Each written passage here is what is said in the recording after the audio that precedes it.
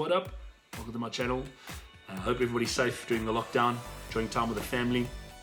In today's episode, I'm going to be talking to a good friend of mine, Spindler, aka Hank, just talking about past experiences, funny stories, how life is at the moment in South Africa in lockdown, how it's affecting everybody, and just having a good laugh, guys.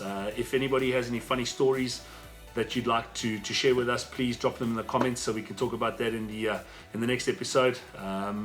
Don't be shy, give it a try, like and subscribe, baby. Much love, everybody. Peace out. Hey guys, what's up? Welcome to the channel. I'm Jacques, coming to you from France, chatting to my mate Spindler, Hank. What do you say, bud? What's happening? What's up? How's it going? Good, bud. Good. What's happening, bud? How's things in lockdown there? What day are you guys now? Good, bro. Yeah, good. It's about day, I think it's day 13 here at the moment or something like that. It's 12 or 13. I've lost count. Just a blur. Yeah, bro. Yes, I've lost count after I think day 8 or something like that. I know, it's crazy. We on day 20, day 23 or day 24, I think it is now, bud. Yeah. That's unbelievable. It's crazy, bro. Yeah, it's crazy, bud. And they're looking at extending it probably even more. They've got 1 more week to go. Yeah. But now they reckon that they're going to want to extend it for 1 more or maybe 2 more weeks. I don't know. I have no idea. We're waiting to see till the end of the week. Because obviously now they've had that rise again where it dipped a bit. Now everyone's having a bit of a rise again. So yeah. I believe the deaths are over 4,000 in France at the moment. No, over 10, bud. Right. Over 10,000. Yeah, it's over really? 10,000. Yeah, but yeah. Because now I think I checked this morning, I think we're on 109,000 or 110. Infected. Yeah, I can't remember, but yeah, infected. Yeah, so it's lots, bro. It's crazy. Yes, that's unbelievable. And now from today, they've put the lockdown even tighter. That the people in Paris aren't allowed to go running because we've been able to run and do a bit of fitness for about an hour within a kilometer from your house per day. And then you've had to obviously print a form, sign out where you're going to go and put the time on and all that stuff. And now what they've done is they've made it easier that you can do it on your phone. So they in Paris now, they've stopped the people are running and they're not allowed to run, jog anytime before, I think it's 10 o'clock and 7 o'clock, 9 o'clock or 10 o'clock in the morning and 7 p.m. at night. Because apparently, in Paris, the people were still with the nice weather. You know what it's like overseas, bro. In London, bro. The day that there's a bit of sun, fuck that. People everyone's out. Fuck that. Take your chains off. So they just had to they can obviously make the call and people are just they're just going out too much, bro. And obviously now it doesn't help with Paris, but in Paris, bud. Most of it's just apartments, and they got no balconies, no nothing. So it's really yeah, but fuck, it's difficult, bro. So tell me, how's things, bud? What's happening there in lockdown? How's things? Have you fucked all the food up already? All the good stuff? Yes, bro. I tell you, everything's gone. Everything's gone. The cigarettes are because cheers, man. Cheers, eh? So basically in South Africa, what's happening is you can't go out and buy cigarettes, you can't go out and buy alcohol. It's a big fucking problem right now, yes, mate. It's a big fucking problem, especially in this country because we like our booze, we like our cigarette. I remember when I was buying my cigarettes, this guy at the garage where I was buying them from, he was standing next to me. And he said, so he didn't know about the non-cigarette, law and stuff. And so he said, so you can't buy alcohol and cigarettes. I said, yeah. So he said, he says, domestic violence is really going to go up. He says, take alcohol away now. Cigarettes are going to run out. He said there's going to be a lot of pissed off people. So, yeah. Exactly, bro. No, I can imagine. I'm not a smoker, but I can imagine. But then again, like you see on Facebook and online, all the people with their petitions saying rather be able to sell the cigarettes because now you're going to do, people are obviously going to try, look, at the end of the day, a smoker's going to find a way to get those cigarettes. Exactly. Right? Absolutely. I've phoned 2 of my mates and I said to them, look, we can't buy cigarettes. This is, the last day. This is a real world situation. We've got to go. And, and so they were like, no, it's fine. We've got rolling tobacco, And, look, I mean, two of these mates, they don't just smoke cigarettes. Let's put it that way. So the thing is, for crack cocaine. Well, not that much, but so yeah, they were happy, and but the thing is, it's quite intense. To not be able to buy cigarettes, alcohol. The Minister of Police is on TV all the time. The Western Cape, I love these people. The Cape Townians, my bro. The Cape Townians aren't a part of South Africa. They are like I feel like they are good on their own, and so, but it's not all of it. But it's self-governance in Cape Town. Self-governance, and but I always say they think that fucking mountain protects them from everything, bro. It's like fuck it, bro. Absolutely, man. The thing is, like, I've taken my hat off to these guys. I mean, since lockdown, I'm still going for their runs on the promenade and the beachfront. Then he turns around, the local government turns around and says, well, it's legal still to buy cigarettes. We're going to make it legal in the Western Cape to buy cigarettes. As long as you're buying, essential goods, groceries and things like that. And so, the government, Becker Seller, the Minister of Police, turned around the next day on TV and he said, no. He said, the laws apply to the Western Cape as well. He says there's not going to be... Exactly. It's like, what do we have, like South Africa, Cape Town? It's like, what? And those people are special, bro. Those people are special. No, exactly, bro. I tell you, like it's a different world there. It's like in Joburg, when you drive in Joburg, and you had a traffic light. We call it a robot here in South Africa, but when you had a traffic light and someone doesn't take off immediately, if you're in Joburg traffic, you hoot at them. Man, you blast that shit, brother. Yeah, no one. But the thing is, the guy doesn't get upset, and he just drives, and he goes and he says sorry. In Cape Town, and again, it's not to all Cape Townians, but generally speaking, when I was down there on holiday a few years ago, this guy didn't take off, bro. And I'm like, 4 seconds at a robot's a long time. Or traffic light. That's fucking that's the death penalty, brother. So, bro, I'm on the hooter, bro, and I'm going. And this, dude, the looks and the signs, I've got every kind of sign, from the things. Did you get a toffee? I got the toffee. I got the reverse peace sign. I got the up yours, and it was terrible, bro. And I couldn't contain myself. I was laughing, bro. I'm so offended there, It gets upset.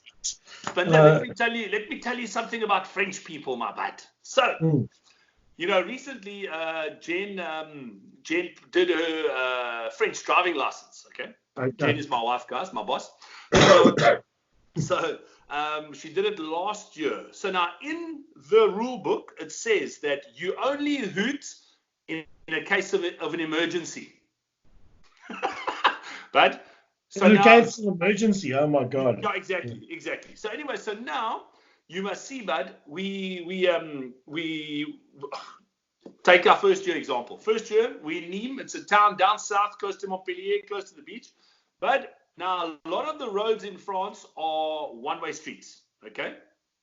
So now, Oak will be driving.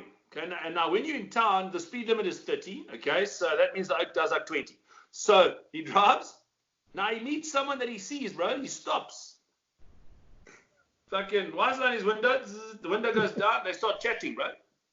Now there's cars behind him, my bud. Yeah. And they start chatting, and it's not just like not like 5 seconds, bro. They start chatting 25, 30, 45, 1 minute. They start this is a conversation he's having. This is a catch-up. Exactly, they're catching up, you know what I'm saying? They're having a catch-up here. Bro, and not one person hoots. Not one person hoots behind it, bro. Not one person, bro. So there, I'm like 4 or 5 cars behind. I'm like, fucking move! Fucking hooting, bro. And the people, the stares and shit you get when you hoot, bro. In France, people are like, what's happening? Who's dying? And then I'm fucking hooting, bro. I'm hooting. I promise you, bro. They have. You go to the bakery. bud. Oh, Yeah. jeez. You go to the bakery, you walk in. Yeah. Even if you see like two people in front of you, you're like, okay, I'm going to be half an hour. Because now they still have that old mentality of like, you go in, you chit chat, you talk, you say how's it, you see how things are going, you talk about the The old grand, you mom and talk about pop the store. exactly, you talk about the grand, talk about family, this and that, all those things and problems and all that stuff, and then they go, and then that's already like 5 to 7 minutes per customer, and you're like, fuck me, bro, and I can't deal, bro, I can't, and then for them it's fine, but not This one is person this says is the way one of life. word. They Yeah. don't say one word, bro. You know what I'm saying? No, Unbelievable. it's crazy. And that's why I often tell them, I say, bro, in South Africa, it's like, listen, come, we got to go. I'm not going to spend all day here. I'm not going to watch you bake the bread, bro. Come, I've got to go now. You know what I'm saying? I've got things to do. I'm not going to stand here for 25 seconds. Exactly. I don't even know your grandmother, so don't talk to me. You know what I'm saying? No, but it's a very, very, very laid back. It's such a weird thing because they're laid back, but they're so highly strung at the same time, bro. It's crazy. It's unbelievable.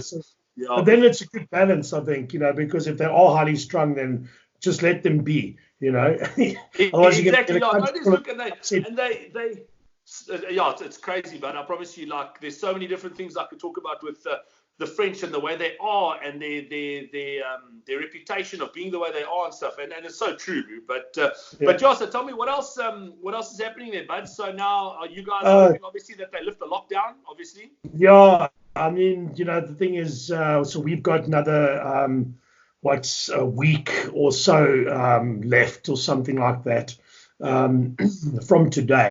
So, the thing is, we're sitting about 1,800 or something like that. It's low, bro. It's low, eh?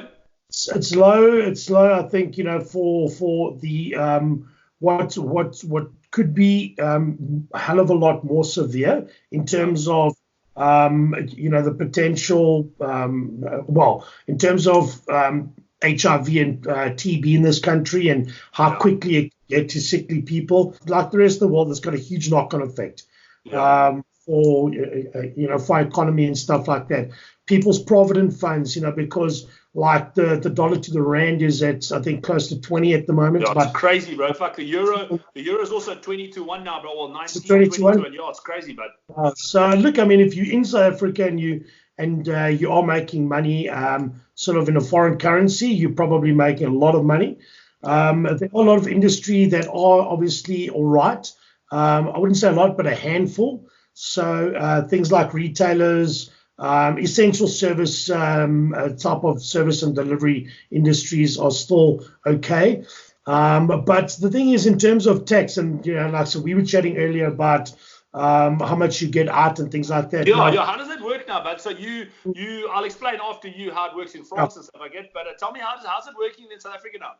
Yeah, so basically, look, I mean, under normal circumstances, without something like the lockdown, and you do, like let's say for a pregnant woman, so she goes on maternity leave in South Africa, and she'll get, I think, 3 payments, if I'm not mistaken, and you basically get something like 85% or 75%, and then it goes down and so forth. Over the per month. That's right. But with the lockdown, I mean, I went to work, for example, and a lot of companies, got advised by the authority of labor law and said that they could put the employees on UIF, and so they did have the option to not pay them for this month. The small and medium-sized businesses get to hold on to money, which they do need to do. Otherwise, you're going to see an increase of businesses that are going to fold within a short space of time, over 2 or 3 months or something. Well, a lot of employees and even small business and medium business owners really only have enough money to last themselves for probably only a very, very short space of time, maybe like 2-3 months, especially employees, and then there's a vast majority of unemployed, obviously, in South Africa, which is a high percentage. But I think one of the biggest kickers is you can take a guy that's making, let's say, 30 grand a month or something, 40 grand a month, whatever it is. And now I stand to be corrected, but it was something along the lines of The max that you can get out through UIF is in the region of about 4,000 rand, 3,500 rand during this lockdown. So you're going to be able to make that, even that 85% of your. Exactly, bro. Fuck. It's a huge strain. Exactly, bro. I mean, and the thing is, but you know what it's like? Those people, when they, like people get accustomed to a certain lifestyle, bro. And the thing is, like now all of a sudden, fuck me, you can't go buy those Woolworths little fucking pancakes. You know what I'm saying, son? You know what I mean? Absolutely. So, in France, you still get partial unemployment. You still get up to 85% net of your salary. So let's say, like I was saying. Let's take a perfect example of, it's quite interesting because a lot of people don't understand how it works here in France, So like, let's say, for instance, you are a packer in a warehouse or a packer in a Macro in South Africa or a Checkers or a Pick and Pay or something, and you have a 35-hour week for the South Africans that don't know this, so a 35-hour week. Yes, and our minimum was 40, and it's like, yeah, a lot of people here, work much longer than that as well. So. Of course, but I know. I mean, I say that to these French people. I'm like all the time. I'm like, you people are fucking spoiled here, bro. And they're like, because bro, they work 35 hours, and then the manager will come and say, well, can you do a bit of overtime? He's like, fuck that, no job. I swear, bro. And they say it straight like that, bro. They just say straight. They're like, no, sorry, fuck it, I'm tired. I promise you. And that's good, and that's fantastic. I mean, at the end of the day, that's why they. Can take 7 minutes to buy a loaf of bread. This is the thing. Like, there's so many good and positive, but it's like us as South Africans, bro. You never fucking say I'm tired at work. Yeah. Never, because and if the manager hears it, be like, well, I've got fucking 3,000 CVs on my desk, bro. You know what I'm saying? So if you don't want to work, tell me, and I'll get on the line. Exactly, bro. And that's the thing. Where in France they've got so much security. In they call it CDD contract, CDI contract. So now CDD contract is basically it's a temporary contract, and a CDI contract is a permanent contract, bro. It's funny because when you're on, the joke is like when you're on your trial probation period, but in the first 3 months, when the boss says like, yeah, can you? You're like, yes. Then as soon as you sign that fucking permanent contract, but the boss like, can you? Like, not a fuck. No. It's like, good things to do. Yeah, can you stay later? Fuck off. No chance. I can't. And bro, I promise you, because in France, it's like the CDI contract. It's like, besides, I mean, obviously there are ways to lose your job, but the thing is, CDI is like, bro, it's guaranteed for the rest of your life. Wow. Yeah, you know what I'm saying? But obviously, if you steal from the company, if you sleep with the boss's wife and all that shit, you know what I'm saying, bro? There's different stories. But it's basically it's what everybody wants here in France, is because then obviously with the banks, you guaranteed income, you get your loan, buy your house, etc. Yeah, exactly, bud. So the thing is, like, Oaks will sit here and they'll be like, you hear people, they work for 6 months and they're like, no, fuck, I'm tired, I'm going on unemployment. I promise you. And the thing is, they take their unemployment because they end up getting partial unemployment during the lockdown. Now is about 85% of your income net salary. So let's just say in France, you earn 2,000 euros. You go on unemployment, you earn 1,250 euros. Example. That's just an example. And I mean, for guys that are just wanting to go sit at home and do nothing, but they still have got 1,250 euros coming in. It's not a lot of money in France, but the thing is, they can still survive. So but like I was saying, but last thing, with regards to working and stuff like that, when someone is employed from a company, the owner of the company has to pay double the salary. So let's just say, for example, like I said, let's just say you're on the minimum wage. The employer has to pay double that, so that he pays for unemployment rights, he pays for health benefits and stuff, because in France we've got that little green card. It's called a carte vitale. Okay. Yeah. Now it's like a little bank card, but it's obviously, it looks different and it's got a little chip on it. You go to the doctor, but I go to the doctor. Obviously, I pay for this in my salary and stuff like that. It all comes off my tax. So I go to the doctor. I give my card. Every time I go to the doctor, bro, they ask me, do you have a card vitale? I'm like, fucking yeah, I got it. Like, it's almost out before you can even ask me. I put it on the desk. I like slide it, and I'm like, here's my card vitale. So anyway, and then with that card vitale, you have to. Well, most people have to take a top-up insurance here in France. like your private medical aid for the South Africans, medical cover. You pay 25 euros, but a couple of days later, you are reimbursed 24 really? you are reimbursed 24 euros out of the 25 euros that you spent at the doctor. Okay? Gee, that's fantastic. The doctor gives you a script. You go to the chemist, right? You give them your card, you give them a script. They give you your medicine. You don't pay a cent, you leave. Jeez, like serious. Yeah, but it's crazy. It's unbelievable. But the system is unbelievable. That's why they've got so. That is why France is probably. I'm under correction here, but it's probably the highest tax-paying country in the world because they've got all these systems. You know what I mean? And it works. But no, it's crazy. But anyway, and then the French still fucking complain, bro. They still complain about everything. But you see, this is the thing, because they don't know how good they've actually got it. That's in South Africa, we've got Joburg Gen in Joburg, fantastic hospital. I went into Joburg Gen once. I walked in there once. I needed to have a dentistry thing done. And a friend of mine said, go to Joburg Gen. They're fantastic.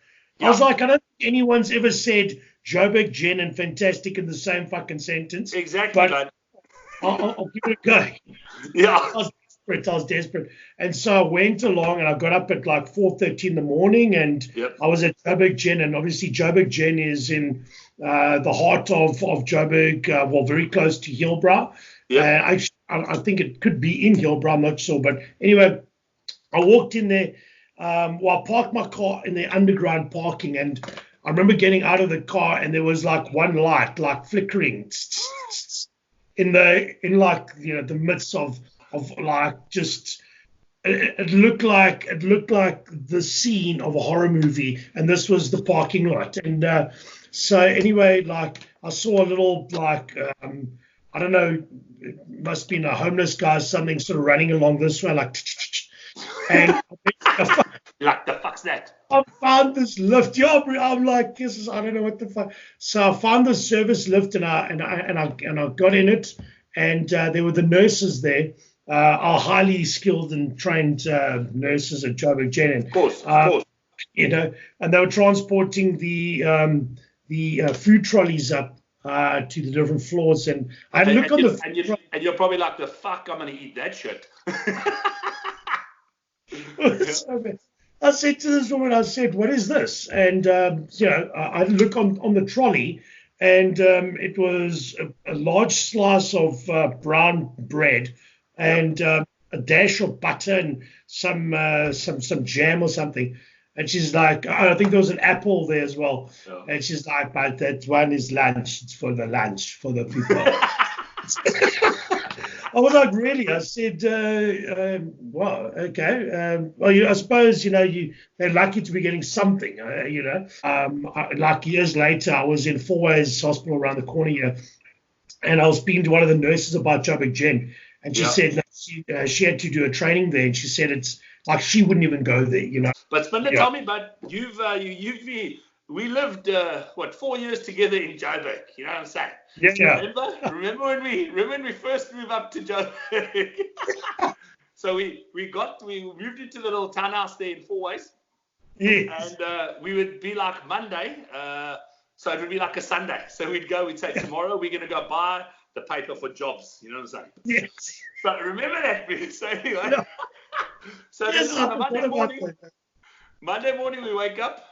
And we would go buy the paper. At least we did that. At least we bought the paper. Yeah. You know what I'm saying? We made an effort. We got out of bed, I suppose. Exactly. So anyway, then on a Monday we'd be like, who the fuck's gonna look for? Who's gonna phone people for job interviews on a Monday? Let's have a look. People are busy on Mondays. Exactly. So then Wednesday we'd go out the paper again because the jobs come out on the Wednesday, the papers and stuff. And then we'd be like, fuck it, it's Wednesday. Nobody's going to do work this week, so we'll do it next week, Monday. You know what I'm saying? Yeah, exactly. Yes, those are fucking lazy days, bro. Jeepers. No, absolutely. Spinda, tell me, but tell me now, Spinda, I want to hear one or two stories about when you used to have alcohol in your car and you used to go through the roadblocks.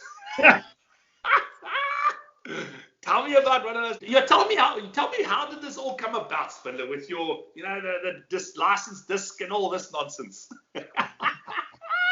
Yeah, so basically, I came back to South Africa after spending about 7 or 8 years overseas, Yeah. and I was in Joburg, and I was working for a liquor Brewery company. A liquor company, yeah. So basically, they I always had booze in my car and things like that. I used to give away to yeah, exactly.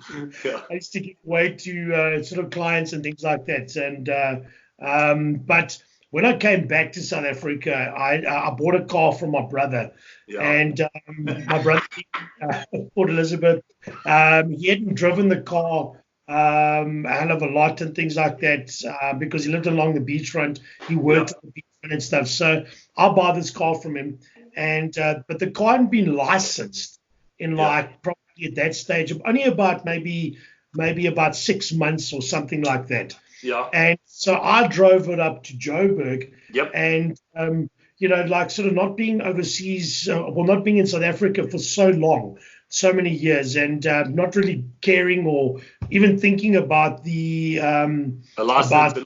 license this for a car. I mean, I drove. I didn't have to license the tube. You know what I'm saying? I was on the tube. Yeah, I'm like, dude, I've got a car. I mean, I put petrol. I mean, it's fine. Exactly. It's like it doesn't have to be licensed. I've checked it out. It looks good. Yeah, it's exactly. it's like I knew that I had approved, baby. So, but anyway, it turned out I drove up here and I didn't license the car for about 5 years, and so it was bad. So anyway, but I was driving the car because I needed to drive the car. And I mean, Joburg being the way it is, there's roadblocks all the time in Joburg. And so bro.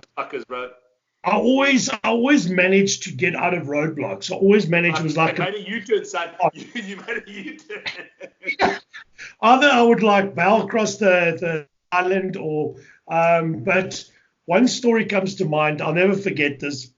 I was driving along one day, and it was somewhere in Honeydew, this part of Joburg, west part of Joburg, and it was a one-way, and but still quite a busy road. And anyway, I'm going up the hill. I'm going over this hill, and I see there's a roadblock in maybe about 100 meters or something. Yeah. Now there's nowhere to. I can't turn right. I can't turn. And I see this garage, and I pull over to this filling station on the left-hand side. And as I'm pulling into this filling station, you kind of like go down into this dip. And at this filling station, there must have been at least about maybe 30 or 40 cars. Okay, and everyone's trying to evade the police in this roadblock, like they're waiting it out. You know what I mean? Exactly. Like that, you ain't leaning away. No. Okay, we need petrol. Okay, we need petrol for the next 3 hours. And so exactly. People, but sir, I've filled your car up 3 times already now. It's fine. Put another 50 in. You know, and so the thing is, all these people are waiting there, and it was hilarious because it wasn't just sort of like, like it was all walks of life as well. It was like guys with Mercs and BMs and things like that. And I had a Golf. Do you remember the Golf 3? I used to have one of these. I remember that. So anyway, the Golf 3, and I pull in there, and I said, I park, and I get out. I'm chatting to all the guys and stuff. And, trying to make it like you chilled, bro. You got no problems, bro. No problems. I'm like, hey, dude, like, what's it? He's like, no, license this. Other guys like, fine. It's like you walk in there, it's like, what you in for? Yeah. License this. It was chaos. Like, everyone had a different story, like. Yeah. So, but anyway, we were sitting there, and I said to the guys, shit, I really need to get going. So I'd like appointments and stuff like that. And so the guy's like, well, you're going to have to wait it out. Otherwise, you're stuffed. They're going to get you. And I said, no, I'm standing with about 4 or 5 sort of other guys. Most of us were reps and stuff like that, or, business, sort of like businessmen. And so anyway, I said to the guys, you know what I'm going to do? I said, I'm going to show you guys that I'm going to get out of this roadblock. And you guys are going to be able to see. I love your works. I love your works, but I love it. So, like I was confident, and I'd been doing this for about at least 2-3 years already. And Now, the reason, I just want to clarify, the reason I hadn't had the car licensed was because the car wasn't exactly showroom condition, okay? You know what I'm And it was saying, like, baby? so the thing is, in order for me to get it licensed, I would have had to take it through roadworthy. Yeah, and that's another fucking problem. It's a huge problem because the roadworthy It's a huge problem. more than the value of the car. Exactly. And so I was like, no, I don't make enough money at the moment to do that. So Yeah, I'm exactly. going to, Yeah. And I've been dodging them for 2 or 3 years, so I'm just going to carry on doing it. I like excitement, Spindler. I love excitement, bro. That's it, bro. Live life on the edge. I mean, Joburg's boring at times and exciting at other times. So I was like, that. Anyway, so the guys were like, oh, no, there's no ways. No ways. You'll never get out of it. We're going to laugh at you. You're going to get a fine, and we're going to laugh at you. I said, okay. I said, watch.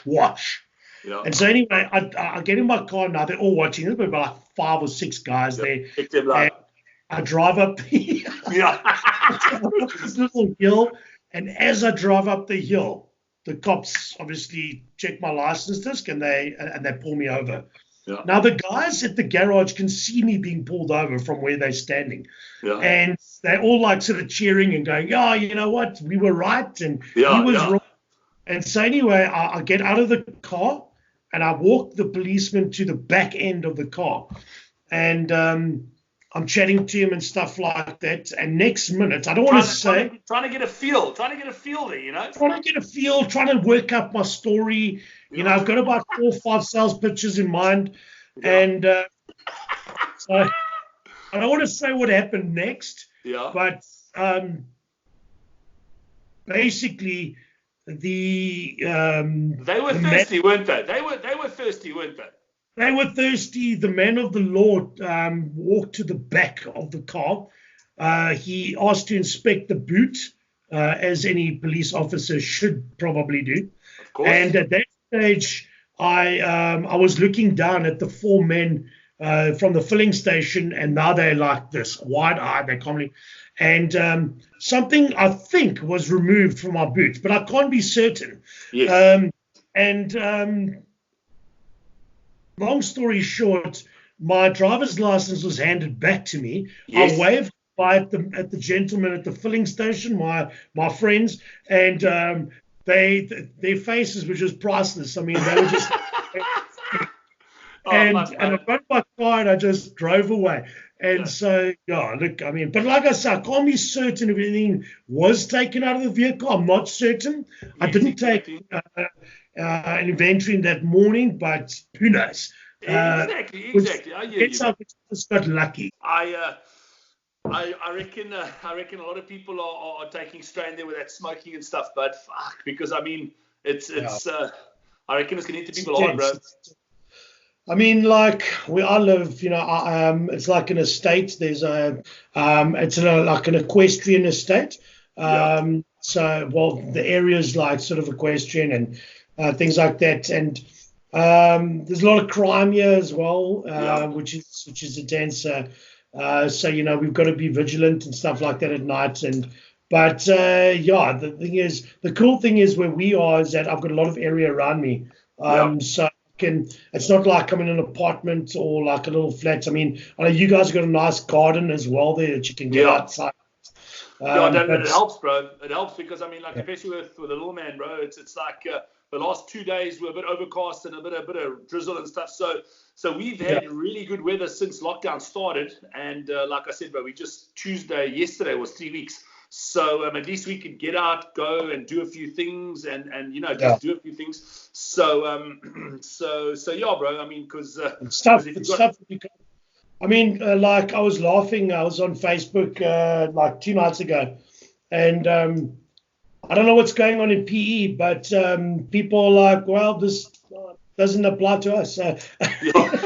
Not everyone, but there are. And look, I mean, big majority in Joburg. I mean, probably the largest majority here. Yeah. But I just had to laugh because the Oaks, there are like 4 different mates in PE, all standing there in photos Now this is during the lockdown. This is like 3 nights ago or something, and they're all standing there taking like pictures at their bras. Like I know. I'm like, hashtag lockdown. What a bri. no, exactly.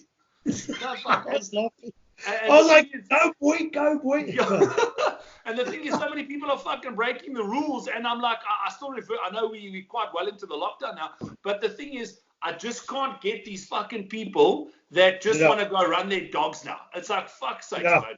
It's like, why do you want to go run? It's like, it's everyone's bitching and moaning and saying, oh, they have to stay in and stuff like that, because I put a post on Facebook, I don't know if you saw it there. I'm like, wait until you got to fucking wake up to that alarm at 6 o'clock. I saw that. You're not going to want to fucking walk your dog anymore now, are you? But now they've got the lockdown, they have to go walk their fucking dog. You know what I'm saying? And the poor dog, so many of those poor dogs have never left a gate in their life. You know what I'm saying? It's amazing. It just shows you like how human it is that when you get told you can't do something, no, fuck, now I must go, I want to go and run now. It's like, fuck, I haven't run in 10 years, but now I must go run. You know what I'm saying? Yeah, it's running, bro. Yeah, I mean, this is what I do every December. I mean, I'm at home, I'm like, I run, bro. It's like when we moved from the coast to Joburg, we like missed the beach. Meanwhile, we hadn't been in the sea for like 5-6 years when we lived there. Bro. Exactly. It's crazy. You miss, don't have. I mean, I think it's a weird, like day 13 or whatever it is now. It's for the first time it's actually getting to me. Like I feel like I'm sort of contained now. It's weird. It's weird. It's like, I mean, we on day, as I say, doing 23, 24, but then again, like, you guys have got they've tightened up a lot where we are still allowed to get out and go do a bit of exercise. You get that 1 hour within a kilometer of your house. So like, and obviously if one of us go to the shop, you go to the shop quickly, there's a shop up the road, and you can get out and you can go. So like, you do have that bit of getting out, and obviously with a garden, you just really feel like you're on a long holiday at your house. That's all it is, except for fucking Jen wishes that she could kill me from time to time, you know what I'm saying? Sorry, man. You're driving her crazy, bro. I'm chilled, bro. I'm chilled. You know what I'm saying? I don't cause shit, bro. You know what I'm saying? Hey, is there icing on the whisks? Fuck, for jeez. Cupcakes? Probably. And I said to Jen today, I'm like, baby. I'll face you cup. Yeah. I said to Jen today, I'm like, come bake some of those little fucking cupcakes, man. Just a bit of vanilla cupcakes. Fuck it, bro. Lovely. Yeah, but I climbed on the scale and I think I put on 5 kgs, bro. It's crazy. Really? Yeah. I've definitely put on weight without a doubt. I mean, in the first week, I just smashed everything that was nice. Everything that was nice. I mean, like I love Ghost Pops. I'm like a 5-year-old. I love. Seriously. Ooh, I'd kill for a Ghost Pop now, bro. We don't get that yet. It's like the best thing in the world. Ghost Pops and Smarty chocolate, bro. It's just like the greatest thing in my life. Bro, it's like I would kill for a fucking cream soda. Man. I'd kill for a pine nut. Pine nuts. Because we don't get that stuff here, bro. You know what I'm saying? And then a fucking Sparberry Sparletta, my man. Jeepers, bro. Oof. That's good with Tippy Tinto. That's a nice. Have you had Tippy Tinto? It's a rum from Mozambique, I think. Yeah, they do premixes and stuff now, but you mix it with Sparberry, and dude, it's just dangerous because it's just so. It's just so good that you don't realize. It's very sweet. So the thing is, but you can smash half a bottle and just go, got to go home and drive. Well, guys, hope you enjoyed the episode, and don't be shy. Give it a try, like and subscribe, and guys, if you have any funny stories or any comments, please let us know so we can chat about them in the next episode. Take it easy, guys. Much love. Cheers, split it up. Yeah, see you later.